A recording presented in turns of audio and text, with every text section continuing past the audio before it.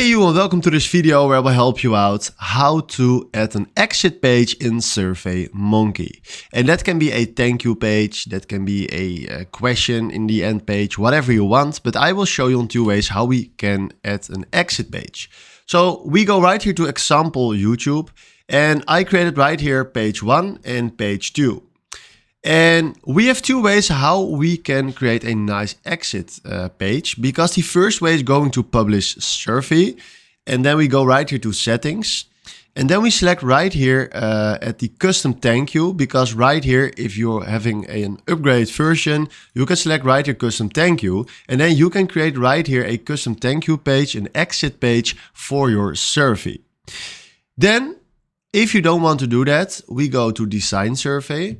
And then what we're going to do right here is we do new page. There we go. And then what we're going to do is we click here on add content and we do text.